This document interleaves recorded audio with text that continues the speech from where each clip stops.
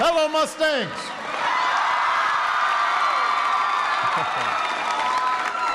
Fantastic. Well, everybody have a seat, have a seat.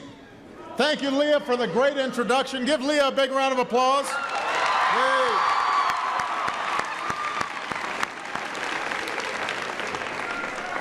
Yeah. Meeting young people like Leah just makes me inspired. It's a good way to start the week. And all of the students here who are discovering and exploring new ideas is one of the reasons I love visiting schools like Bladensburg High.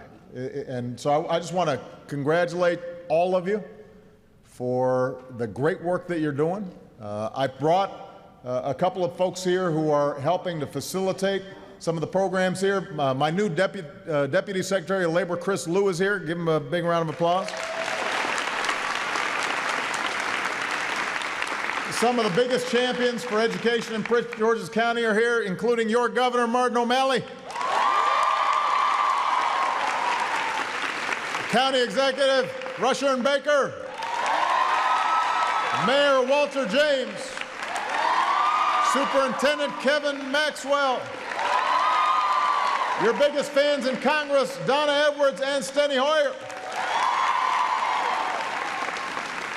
Yeah, we are proud of all of them, and we're proud of you. All of you remind me, all these young people here, that young people today are working on cooler stuff than they were when I was in high school. In classrooms all across the country, students, just like the students here, they're working hard, they're setting their sights high, and we've got to do everything we can to make sure that all of you have a chance to succeed. And that's why your outstanding principal, Aisha Mahoney, is working so hard at this school. That's why Governor O'Malley has been working so hard to repair old schools and build new ones across the state of Maryland. And that's why I'm here today. Because last year we launched a national competition to redesign America's high schools for the 21st century, the 21st century economy. And I'm proud to say that your hard work here has paid off, because one of the winners is Prince George's County. Good job. That's right. You guys have done great.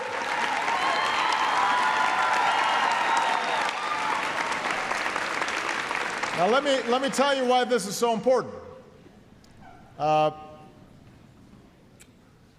Many of the young people here, you've grown up in the midst of one of the worst economic crises of our lifetimes. And it's been hard and it's been painful. There are a lot of families that lost their homes, lost jobs, a lot of families that are still hurting out there. But the work that we've done, the groundwork that we've laid has created a situation where we're moving in the right direction. Our businesses have created almost 9 million new jobs over the last 4 years. Our high school graduation rate is the highest on record. Dropout rates are going down. Among Latinos, dropout rates have been cut in half since 2000.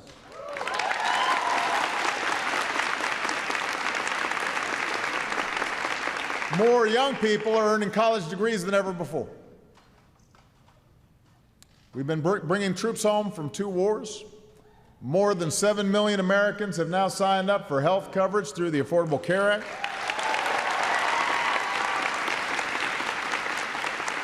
So we've been making progress, but we've got more work to do to make sure that every one of these young people, that everybody who's willing to work hard, has the chance to get ahead. We've got to make sure that our economy works for everybody, not just a few. We've got to make sure opportunity exists for all people, no matter who you are, no matter where you started out. You've got to have confidence that if you work hard and take responsibility, you can make it. And that's the chance that this country gave me. It's the chance that this country gave Michelle. And that's why we're working so hard for what we call an opportunity agenda, one that gives everybody a shot. And there are 4 simple goals. We want to create new jobs. We want to make sure that people have the skills to fill those jobs. We want to make sure every young person has a world-class education, and we want to make sure that we reward hard work with things like health care you can count on and wages you can live on. And Maryland and Governor O'Malley have been working alongside us on these issues. And I want to give a special shout out to the Maryland legislature because of Governor O'Malley's leadership, you are helping to make sure that we are raising more people's wages with your push to raise your minimum wage right here in Maryland. We're very proud to see that happen. And I hope Governor O'Malley is going to sign it into law soon. Give Maryland a raise. That's good work. But the main focus here is guaranteeing every young person has access to a world-class education, every single student. Now that starts before high school. We've got to start at the youngest ages by making sure we've got high-quality preschool and other early learning programs for every young child in America. It makes a difference. We've got to make sure that every student has access to the world's information and the world's best technology. And that's why we're moving forward with an initiative we call ConnectEd, to finally connect 99% of America's students to high-speed internet in the next few years.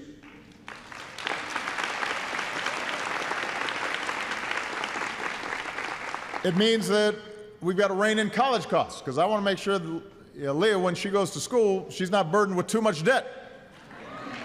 And we've got to make it easier to repay student loans. Because none of the young people here should be denied a higher education just because your family has trouble affording it. And a world-class education means preparing every young person with the skills they need for college, for a career, and for a lifetime of citizenship. So what we did was we launched a new competition backed by America's Departments of Education and Labor to start redesigning some of our high schools. We call it Youth Career Connect, and we're offering $100 million in new grants to help schools and local partners develop and test new curricula and models for success.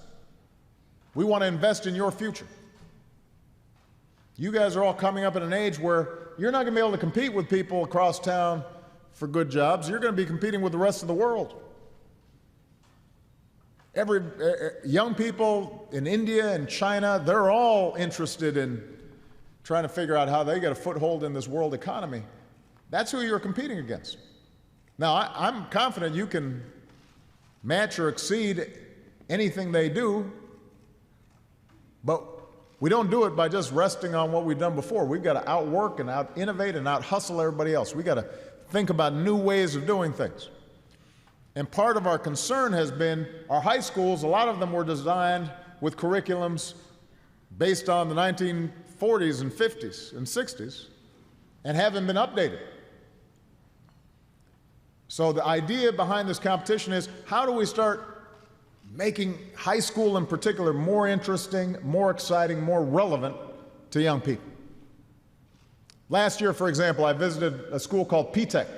This is in Brooklyn, a high school that partnered with IBM and the City University of New York to offer its students not only a high school diploma, but also an associate's degree in computer systems or electromechanical engineering. IBM said P-Tech graduates would be the first in line for jobs.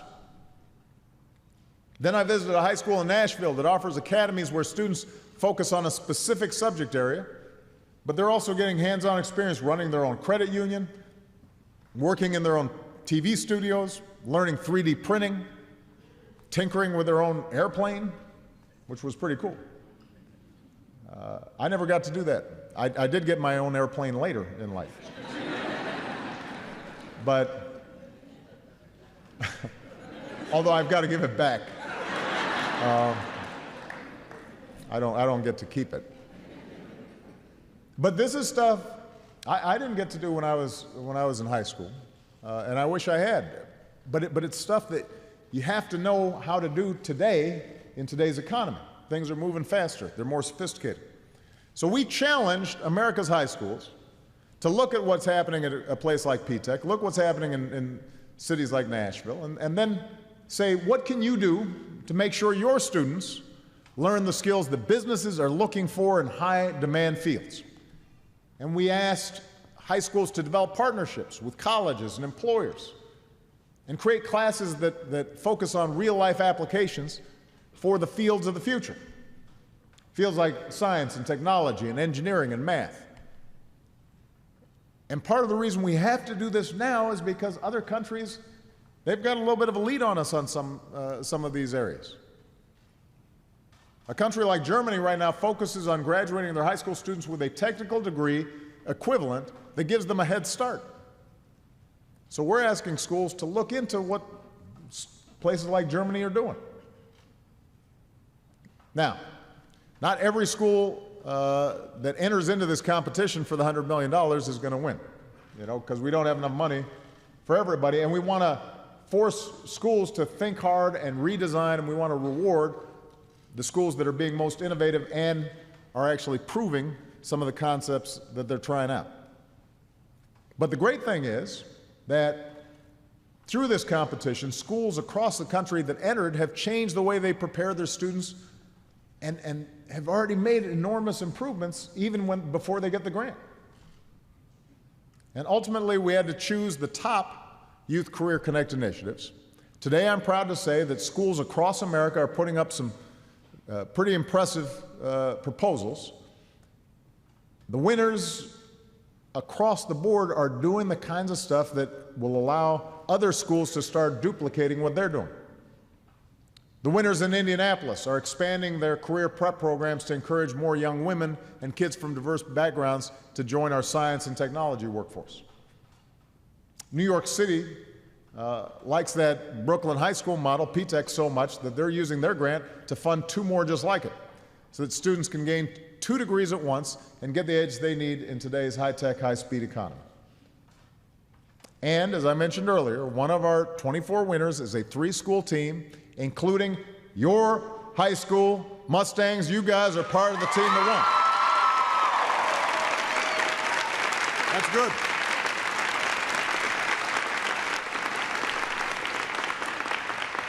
Now, in part, the reason you won is because you guys were ahead of the curve. You were already winning.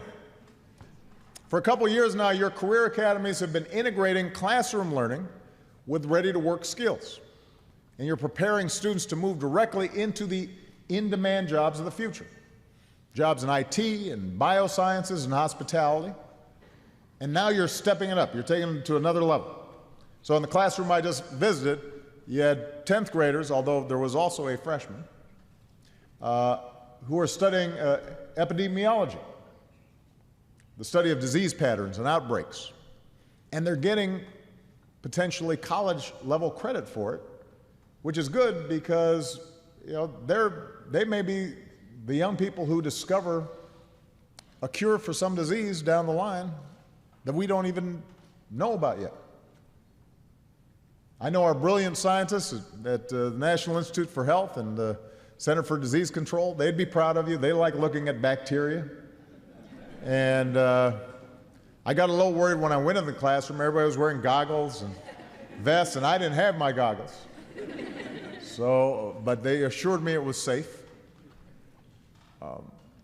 But some of you Mustangs are pushing yourselves to get industry-recognized certifications in nursing, while other students on this winning team are studying cutting-edge technology and getting hands-on internship experience at local businesses. And we know these are skills that will be in demand. Companies will come looking to hire you because of the experiences you've gotten here. If you're focused, if you're working hard, you now have a platform so that by the time you get out of high school, you're already ahead of the game. You're already in a position where you've got some skills that make you employable.